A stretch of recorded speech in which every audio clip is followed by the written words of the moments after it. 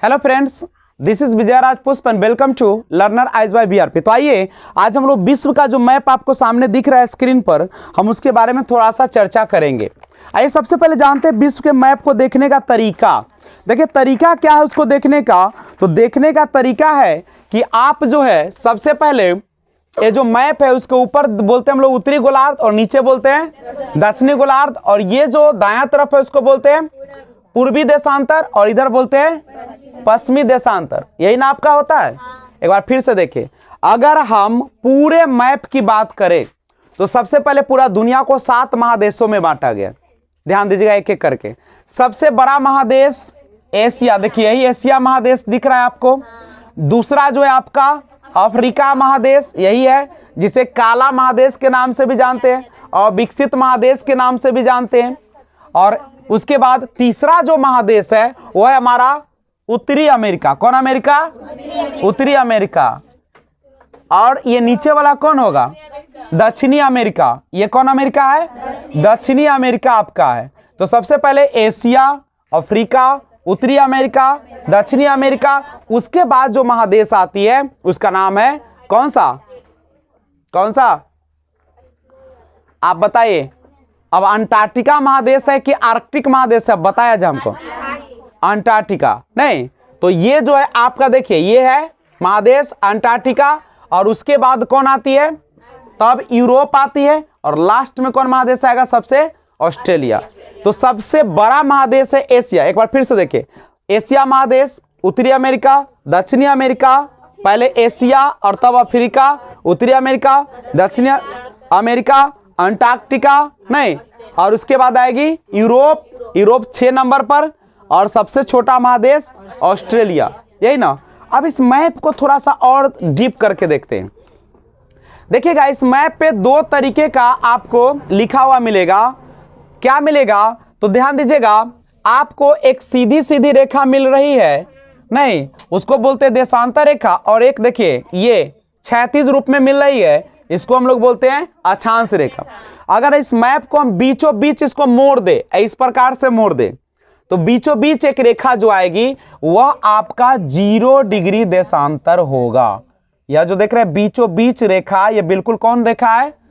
0 degree देशांतर, जिसको 180 degree देशांतर भी कहते हैं। 360 है ना, तो देखिए इसको मोड़िएगा तो इधर से देखो, इधर से आएगा तो 180 आएगा, फिर इधर से 180, दोनों मोड़िएगा तब ना 360 आएगा। चूंकि ये गेंद के रूप में होगा। आप ग्लोब तो देखते होंगे। अब यहां समझिए, अब मैंने कहा था कि 0 डिग्री देशांतर है और दुनिया का जो समय का निर्धारण होता है ग्रीनविच लंदन से, वह 0 डिग्री देशांतर पर है। तो 0 डिग्री देशांतर पर इसी पर चले आइएगा तो आपको कहीं ना कहीं क्या मिल जाएगा? आपको मिल जाएगा लंदन। देखो हमको मिल गया लंदन, यही है लंदन, यही है। यही से हमारा क्या होता है, वहीं पे ग्रीनविच है, लंदन में ही क्या है, और यही से देखो 0 डिग्री देशांतर पर लंदन है और इसी पर है ग्रीनविच, जहां से दुनिया का समय निर्धारण होता है। अब हमने कहा था कि इस साइड देखो, इसके दाहिना तरफ जाएगा तो पूर्वी देशांतर, और इधर आइएगा तो पश्चिमी देशांतर। इधर की ओर आइएगा तो 1 डिग्री बढ़िएगा तो कै मिनट बढ़ जाएगा, और इधर आइएगा 1 डिग्री बढ़िएगा तो 4 मिनट घट जाएगा। मान लीजिए कि यहां पर अगर 12 बज रहा होगा तो 1 डिग्री इधर हो जाएगा 12×4, इधर आएगा तो 12 बजे में 4 मिनट बचले रहेगा, नहीं यानी 11:56 होगा।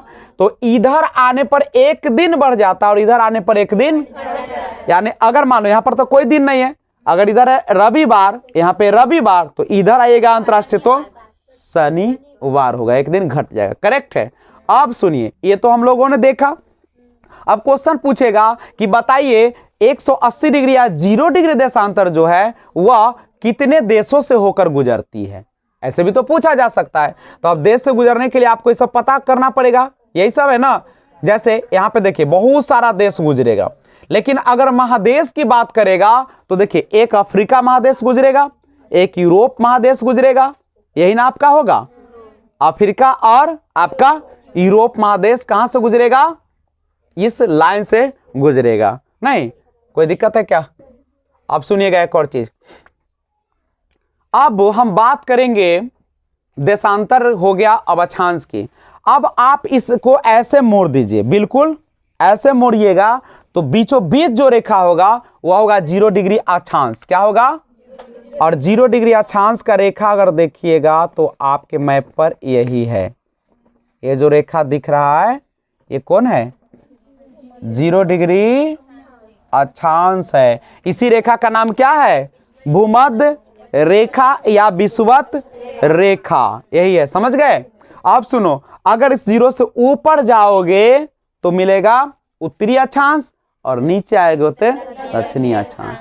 तो भारत जो स्थित है वह कहाँ पे स्थित है? उत्तरी गोलार्ध और पूर्वी देशांतर। यानी आप सुनिए, पूर्वी देशांतर और उत्तरी अक्षांश, पूर्वी देशांतर उत्तरी अक्षांश पर भारत स्थित है। अब गौर कीजिए, तो भारत तो अब यह में होगा कहीं ना कहीं। अभी हमको पता नहीं है कि भारत है तो उसके लिए हम अक्षांश देशांतर का पता लगाएंगे। क्या पता लगाएंगे? अब आपको पता है कि भारत जो है अगर उत्तरी अक्षांश पर खोजिएगा, अक्षांश का मतलब समझ रहे हैं ना, इससे ऊपर, तो 8 4 से 37 6 है। तो यहाँ 8 4 खोजिए, कहाँ 8 4 खोज ले। देखो ये 0 डिग्री है या 15 डिग्री है, तो बीचों बीच आएगा तो हो जाएगा हमारा कितना? 7.5, और तनका बढ़ेगा तो 8। तो इसका मतलब है कि इसी के करीब जाएगा, ये ना रेखा होगा 8 के करीब। तो इसका मतलब एक कोना यहाँ मिल जाएगा। अब अक्षांश है तो अब 37 6 पर जाना है, तो देखिए यहाँ पे 30 है और यह 45, तो ये दोनों के बीच में होगा कहीं ना कहीं। नहीं तो इसी को लेकर चल जाइएगा ऐसे बीचों बीच, तो आपको अंतिम छोर ना मिल गया। तो इसका मतलब है कि भारत एगो यहाँ होगा, एगो यहाँ, इतना तो पता चल गया। अब हमको चलना है देशांतर पर, तो 68 और 97 जाना है। तो देशांतर तो ऊपर लिखल होगा, 68 से चलिए, देखिए ये 60 है, यह 75 है। देखो यहाँ पे अब चला के क्या लिख दिया है ना, 18।